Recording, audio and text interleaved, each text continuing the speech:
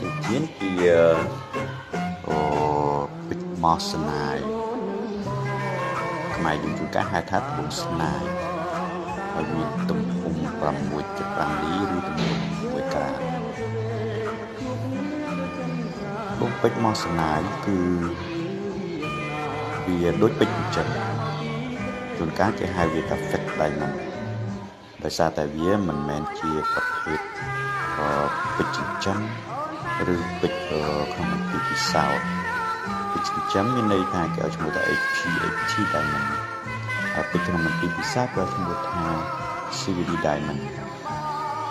ហេតុផលដែលគេហៅវាថាហេតុផលថាគេហៅពេជ្រម៉ោះស្នាយថា fake diamond ដោយសារតែវាមិនមែនជាប្រភេទពេជ្រទំនងទេពេជ្រទាំងនោះគឺវាដូចជាពេជ្រធម្មជាតិតែម្ដងដែរដោយសារធាតុផ្សំរបស់វាគឺដូចពេជ្រមកពីកាបូនហើយម៉ោះស្នាយមានន័យថាធ្វើមកពីស៊ីលីកាតបាទធាតុផ្សំរបស់វាមិនធ្វើមកពីស៊ីលីកាតធាតុផ្សំរបស់វាគឺស៊ីលីកាតតែចរណៃរបស់ម៉ោះស្នាយมันនឹងជាប្រព្រឹត្តខ្លាំងជាងពេជ្រហើយកម្រិតនឹងប្រហាក់ប្រហែលនឹងពេជ្រធម្មជាតិដែរ